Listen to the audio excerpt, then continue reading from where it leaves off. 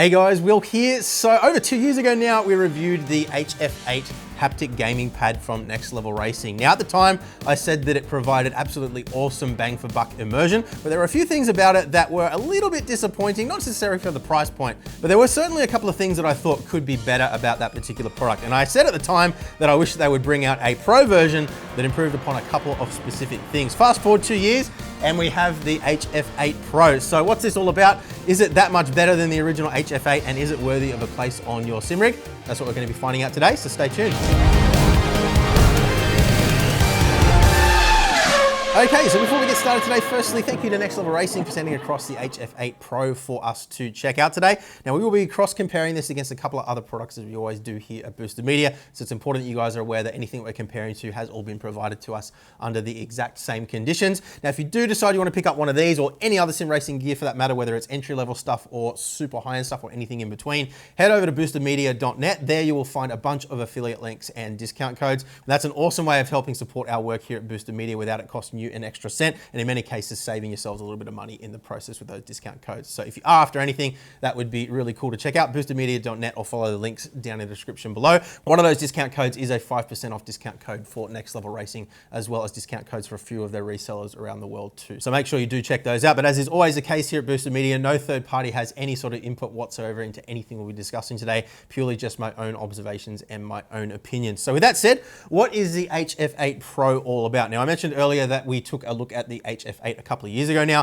What I would recommend you do is, if you haven't already, check out that video. That'll give you a better understanding of exactly what the product is all about and what that was like as a baseline for then upgrading to the HF8 Pro. So hit pause on this video, go watch that one first, and then come back to this one when you're done. But basically what this is a haptic feedback gaming pad. So you can either sit this in your sim racing seat or even just on a standard gaming chair and hook it up so that it provides haptic feedback through a series of motors throughout the pad. So you've got one in the front here, one here, one here, one here, one here, one here, one here, and one here. And what those are able to do is provide direct contact feedback to your body in exact areas. So rather than having a general feedback like a butt kicker, which depending on how you mount it, of course, will inevitably be dampened at least to some extent by, just the rig in general, this is able to provide that much more localized feedback. Now, there was one key word in there that you may have already picked up on. I said motors and not transducers. Now, that is something that is really important. You'll remember in the original video, I talked about the potential for a Pro version of the HF8 later on down the line that would have vibration transducers in it rather than motors. Now, what they've done here is they have ramped things up quite significantly. So I'll put some comparative specs up on the screen for you now. But the motors, according to them, are 4 times stronger than they were in the original HF8, and they certainly do feel stronger. They also have a lot more torque and are more responsive than they were previous as well. So you'll remember in the HF8 review, I mentioned that because the nature of a vibration motor is that it has to spin up and spin down. So there's always going to be a slight transition there. And the fact that it is, of course, always going to be limited in its fidelity and dynamic range compared to a vibration transducer that works more like a speaker. So unfortunately, this doesn't have transducers in it. That is part of the reason why it's not massively more expensive than the original HF8. Again, if it did have vibration transducers in it, it would be far more expensive once again, I'm sure. But I just wanted to sort of set the stage with that bit of information to begin with. This is sort of more like an iteration and an upgrade to the original one rather than a complete revolution in the technology, so to speak. So we do still have a lot of the same limitations, just not quite to the same extent in the Pro version. Slight damage in the front of the car. So we'll put all that into the appropriate context later on when we get into the driving experience, of course. But I wanted to sort of just set the stage there and I guess manage expectation right from the start here, so you guys were aware of what this is and what it isn't in terms of the technology. But they have made a couple of other significant upgrades here, at least in my opinion. One of the complaints that I had about the HF8 was that I wasn't a huge fan of the material that they used originally. The quality was absolutely fine for the price point, but I do much prefer this more breathable material that they're using here. Now, it isn't so easy to clean. You can't just wipe it off like you could the original one. It is going to absorb things like sweat, but it is a lot more comfortable to drive with for long periods of time, being this breathable fabric material. They have also made significant improvements to the comfort here as well. One of the complaints that I didn't personally have, but a lot of people had regarding the original HF8, was that you could actually feel lumps in the seat cushion where the little electric motors were. And this one, to me at least, even though I didn't have a problem with the old one, does feel more comfortable overall. So it'll be interesting to see how other people feel about that as well. Make sure you check out some some other reviews, of course. But look, really in terms of the hardware, it is a very simple product. All the smarts are really on the software side of things. So we'll dig into that in just a moment. But there are a couple of things I just want to quickly run you through here. So yeah, it essentially just inserts into your seat. It does have some straps both on the back and on the bottom. So you can see this just sort of loops around the bottom of your seat, and it is long enough that it'll get around most seats, whether it's a really skinny seat or more like a seat that you would find in a normal streetcar. If you do have a bucket seat that's got really high sides, you will find that this strap isn't particularly useful because it kind of has to go up over the sides of the bucket before going back down again, but it doesn't really matter. I actually just found that having it in my seat, I didn't even need to do this one up. As long as I had the back nice and secure, it stayed nicely in place. Another strap on the back here as well, as you can see. So you just tighten the two straps over the top of your seat and then tighten it across the back. Soft fabric on the back here, and it does have a zipper in the bottom here, although just like with the original HF8, I couldn't actually get the insides to come out. It does all seem to be kind of fixed in place here. If I pull on that foam, it doesn't go anywhere. So unfortunately, it doesn't appear that, I mean, I'm sure you could remove it if you were really determined, but it certainly doesn't appear that it's intended to be a washable thing, which given the porous and absorbent nature of the material here, it might get a little bit sweaty and stinky over time. So just something to be aware of. But of course you could steam clean it externally if you wanted to. Realistically, I don't know how many of you guys actually do wash your sim racing seat. Let me know down in the comments below. But I know that my one is probably a biohazard by now. I don't think I've ever cleaned it. So yeah. Just something to be aware of, not necessarily a massive detractor there. But as I said before, lots of padding here. Even the areas that have the motor in them, you can see do have quite a bit of squish. It is relatively thick, so if you do have a very specific seating position in your rig, I'll put the thickness measurement up on the screen for you now. But yeah, if you do have a very specific seating position, you will find that not only will it push you up a little bit, but also push you forward as well. That was noticeable in my rig because I've got everything fixed down and nothing's adjustable without getting out the tools. But obviously, if you are intending to keep this thing permanently installed, then you would make adjustments around that and it would be absolutely fine. But yeah, high quality stitching throughout here, nice edging as well. Absolutely no complaints whatsoever with regards to the build quality here. A couple other things to just quickly cover here as well. We've got a little control module here, which is hardwired. You've got a button here to switch between two different modes. So you've got a PC mode, which uses the USB connection. You've also got an audio mode. We'll go into a little bit more detail on that later on, but that is intended so that you can just plug this into a sound system and have a little bit of vibration come through your seat as you're listening to music or watching a movie or something like that. Also enables, at least at some level, some sort of console compatibility. But look, the experience is very similar to what we said with the original HF8 review. If you are using that audio pass-through mode, rather than having specific effects that are able you to feel what's going on in different areas of the car, like having a vibration in the front left or the rear left if you've got a lock up on the front or the left rear, you just aren't going to get that same kind of localized effect with that audio mode. So it kind of negates the whole purpose of having something with localized vibration like what this does. So while it's a great thing that they have included that functionality, it's certainly not a product that I would buy for that specific purpose. I would only recommend this for people that are going to be using it on a PC. But yeah, you've got an audio jack here, which you connect to the speakers out or headphone jack on your PC, console, or even your sound system if you wanted to. And then you've got a female 3.5mm jack here as well that you can then plug your speakers or your headset into. So you don't need to have a second audio output. You can just use it as a pass-through device and it will intercept the audio and process it. You've got a little knob here as well for adjusting your intensity. You do, of course, have more granular adjustment available through the software we'll look at in just a moment. You can press and hold the button here as well to switch between audio mode and PC mode. And really, it's as simple as that, guys. No quality issues whatsoever in terms of the build. So let's jump over onto the rig now and take a look at how the software side of things work and then get into the driving experience. So let's have more of a chat now about the software side of things. And there's two different pathways you can take here on PC, of course. As we talked about before, console is only compatible with the audio pass-through mode.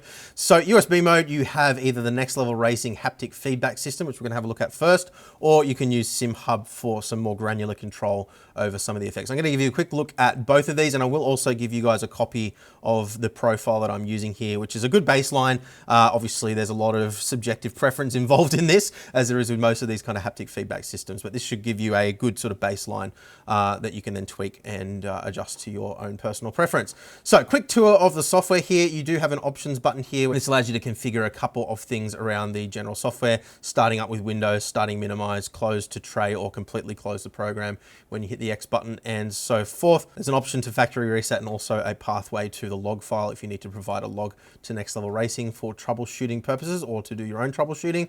So then over on the left-hand side, we've got a visual representation of the unit itself. You can click in each region and get a nice little massage while you're sitting in your chair if you want to. So it just gives you a good idea of exactly where the various different effects that you're going to be dealing with later on when we get into our individual game profiles are going to be actually relayed through the seat cushion. You've got an adjustment here as well for your overall intensity. You of course have the dial that we looked at earlier on the little hand controller where you can make adjustments to that as well. You can manually switch between audio and USB mode from the software as well. Not that you should ever need to really do that. If you're on PC, I would never recommend you use audio mode because it is vastly inferior to the USB mode. And that was something that was the case with the original HF8 and of course the Pro that we're reviewing here today. So we've got a filter here to choose between different types of games.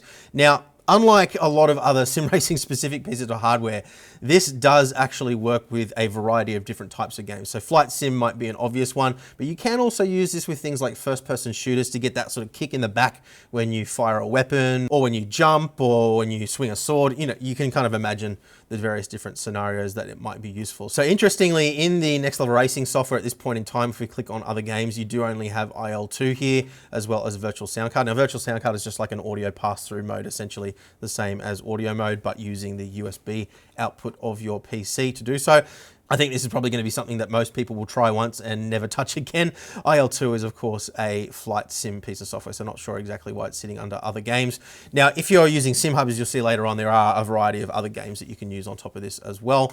But for now, let's click on Flight Sims. We've got Microsoft Flight Sim, X-Plane 11, DCS World, X-Plane 12, IL2, as you saw before, and of course, Microsoft Flight Simulator 2024. Under Racing Games, you've got all of the usual suspects here from hardcore sims like iRacing, for example, all the way through to things like Forza Motorsport, Forza Horizon, and so forth. So all the basics are covered here as well, and you can search for an individual game here. So if you click on each one of these panels, it opens up the profile for that particular game. So if we click on Assetto Corsa Competizione, for example, you can see now we have a selection of different effects. These are telemetry-based effects. So what it's doing is it's pulling the data out of the sim title and then using that telemetry to generate effects which are broken down into the following here. So for ACC, we've got gear shift, brake, rev limiter, acceleration, speed, engine RPM, and suspension movement. So that is an awful lot of information to try and translate through the software, and we'll discuss that in detail when we get into the driving experience a little later on. But you can see here, if we go into a flight sim title, for example, say MSFS 2024, you can see the effects that we have to work with here are completely different, as you would of course expect being a flight sim versus a driving sim. So there's a lot of variation here in the different types of effects that this can try to simulate. Now, of course, we are just dealing with vibration motors here, just like with the HF8. So some things are going to be more effective and more lifelike than others, and it really is a case of less is more. I'll elaborate on this in more detail when we get into the conclusions later on, but this is definitely the type of product that can easily just overwhelm you with sensory noise. So you really do want to spend the time to dial it in and only really feel the things that are allowing you to get a better sensation of what the aircraft or the car is doing underneath you. But what we can do then, I'll jump back over to the racing sim stuff and back into ACC. You can switch on and off each one of these individual effects.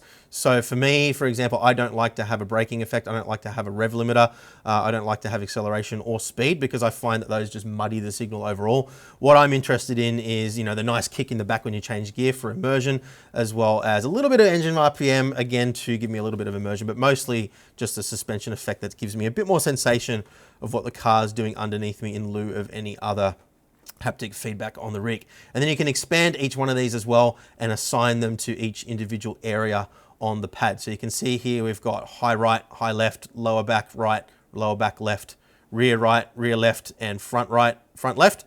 So we can click those on and off for whatever areas you want. We can also adjust the intensity of each individual effect underneath the master gain control that we have here for overall intensity. So for engine RPM, for example, I've only got that set to my rear left and rear right, so the seat of the pants. So I get a little bit of vibration coming through there, and I actually like to crank that down to about 20% as well. So again, it's not muddying those other effects. So it just gives me a little bit of a sensation of a rumble in the seat, like the engine's running, that goes up and down purely just for immersion. And yeah, if you don't like the feeling of that in the seat of the pants, or maybe you want to have it somewhere else, for example, you could have it high left and high right. So we just click here, and now when the engine RPM goes up and down, you'll feel it in the seat of your pants as well as in your shoulder blade areas.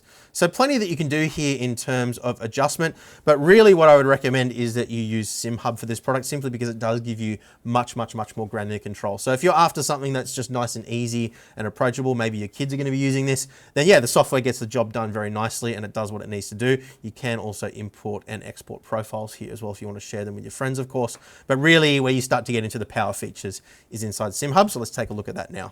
Okay, so taking a look at SimHub now, if you're not familiar with this, firstly, shame on you, but secondly, it is an amazingly powerful piece of software that controls all sorts of sim racing peripherals, from vibration systems all the way through to systems like the HF8 and steering wheels, you name it, pretty much this can control it. It is an absolutely essential piece of software for anybody who is even mildly serious about sim racing. It is, it's donationware, so the free version does have some limitations in terms of the refresh rate of some of the data, but even limitations aside, I would absolutely recommend that anybody that's using this software makes a donation. It's very cheap to do so, and unlocks the full version of the software just to support the developer, because it is an absolutely amazing piece of software. So with SimHub loaded up, we're going to click on Shake It Motors. Now, if you don't see Shake It Motors in your left-hand side menu, all you need to do is click on Add or Remove Features down the bottom.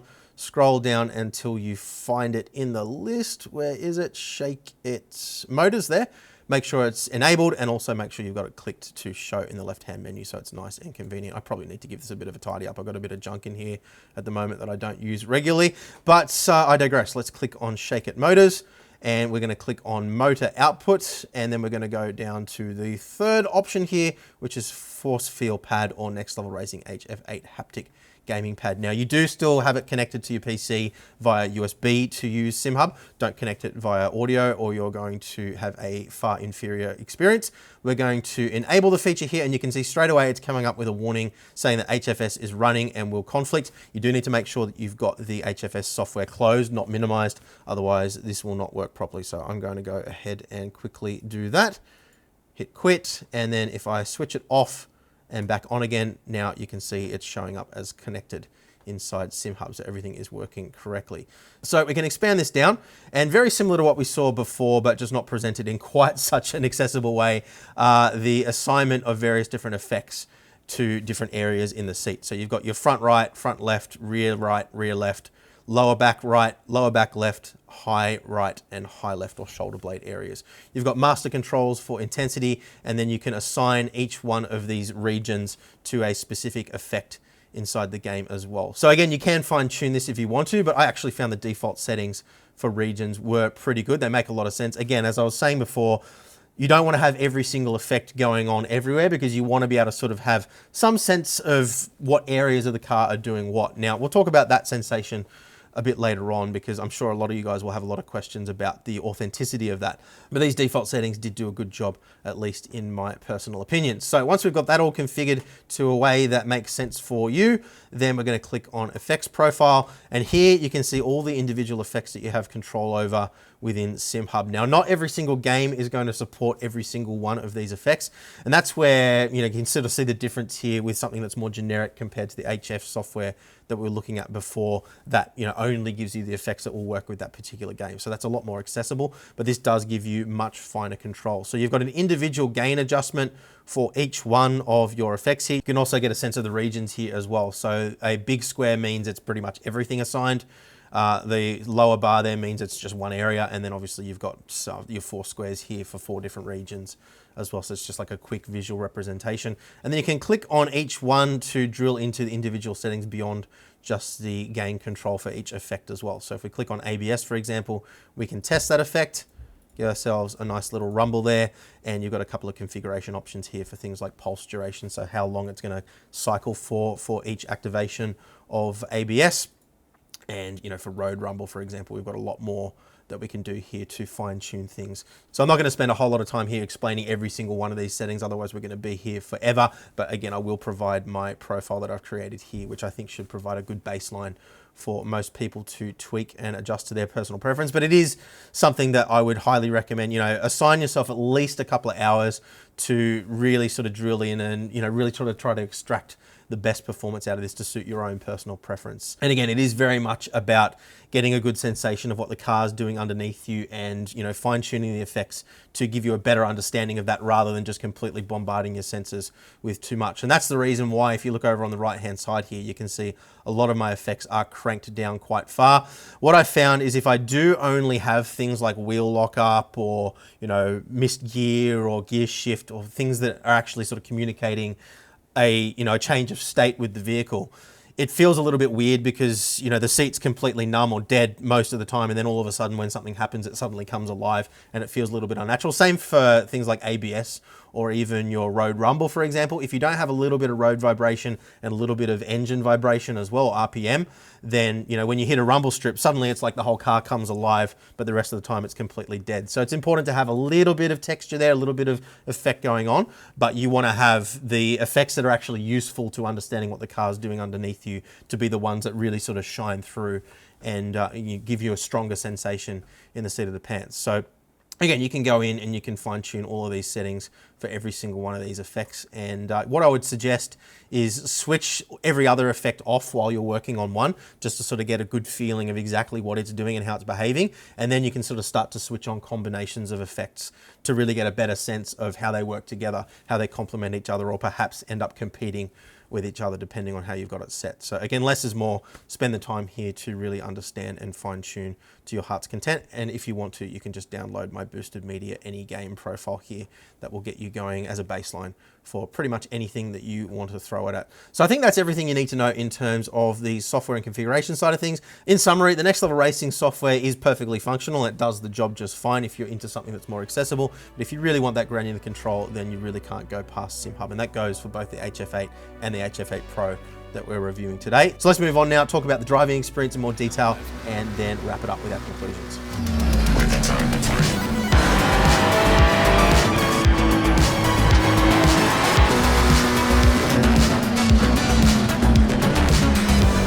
So driving experience with the HF8 Pro. Now, honestly, this was a bit of a mixed bag for me. In comparison to the original HF8, there are a lot of things that are vastly improved, but I was still a little bit disappointed in some ways given the Pro naming on this, because I feel like there are some things that they could have done to vastly improve the experience even further, but of course that would also increase the price tag as well. So just like with the HF8, where this thing really excels is giving you really localized feedback, so you can really get a good sensation around different areas of your body of exactly what's going on, rather than the haptic feedback being sort of just dampened and transmitted through the entire rig like it would be with something like a single butt kicker, or even something like a vibration transducer in each corner of the rig. Even still, like, you will get a sensation that is somewhat localized, but it's nowhere near as localized as having different areas that are actually making direct contact with your body. So in that sense, it is really good, both in terms of if you're just using it as a tool for immersion, as well as something that is actually giving you useful sensory input that you can use to understand what the car's doing underneath you a little bit better.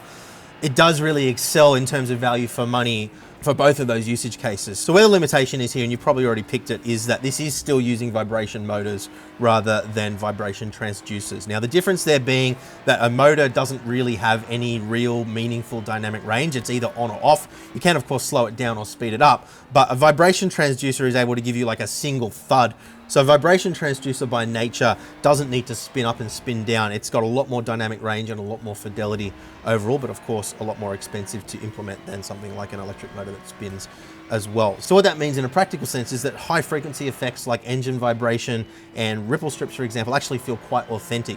The motors that they've got in this compared to the original HF8 are a lot more responsive and a lot stronger. So that means that they are able to match the frequency and provide a lot more precision, a lot more fidelity than the cheaper model does. So when you run up over a ripple strip, it actually doesn't feel all that dissimilar from a vibration transducer for those high frequency effects, which actually did surprise me. I was expecting to feel more of the motor spin spin up and spin down, whereas it is a lot more instantaneous with this than it was with the HF8. So for those high frequency effects, I think this actually does a remarkable job for the technology they're actually using inside it. So that did actually surprise me.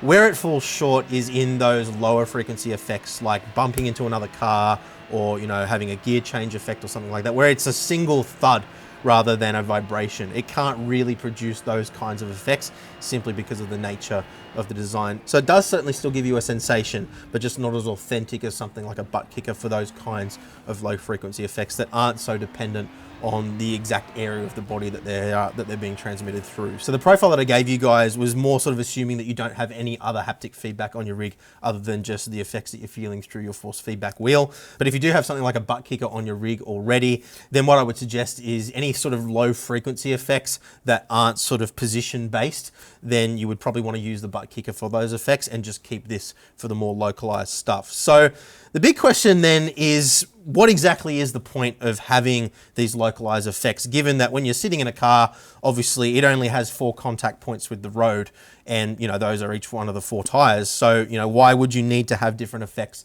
through different areas of your body? And the feedback here is very similar to what I said in my review of the original HF8, in that this isn't about trying to create authentic effects that feel exactly like what you would feel in a real car. What it's really about is giving your brain sensory input that it can actually use to develop a better understanding of exactly what's going on underneath you. So it's not necessarily that the vibration that you feel feels exactly the same as it would in a real car. It's the fact that I can associate a vibration in my left thigh, for example, with that particular wheel locking up. So over time, I can train my brain to understand that when I feel that sensation in that particular area of my body, it means that my front right wheel is locked up, or if the back corner's going, it means that my back right wheel is locked up, and so forth. So you need to kind of get out of your head that this is something that is trying to actually make you feel like you're in a real race car, and more into the mindset that it's about giving your brain additional cues to understand. So, we could talk all day about things like neuroplasticity and the ability for the body to adapt to different sensations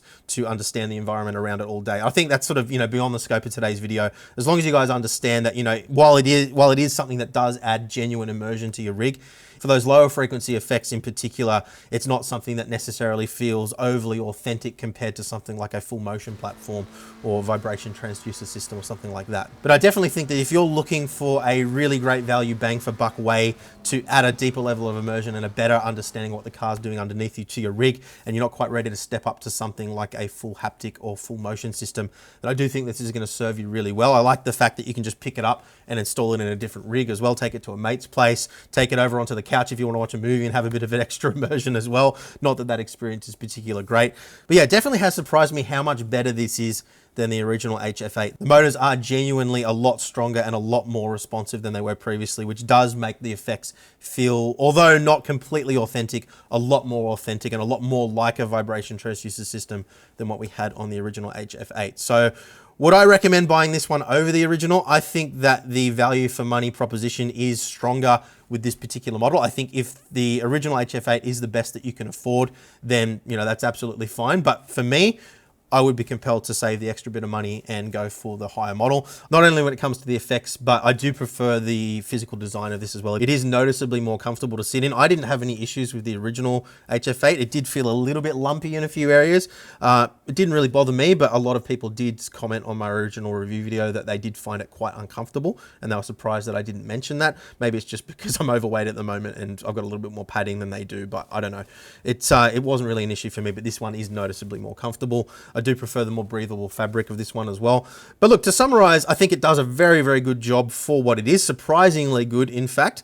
But I am still a little bit disappointed that the Pro version doesn't use vibration transducers, because that would take it another step higher even again. And I would love to try something that follows a similar concept to this, but just gives you those really fine-tuned, high fidelity, high quality effects that, while this does do a very good job, a vibration motor just can't produce to the same level of precision that a vibration transducer can do.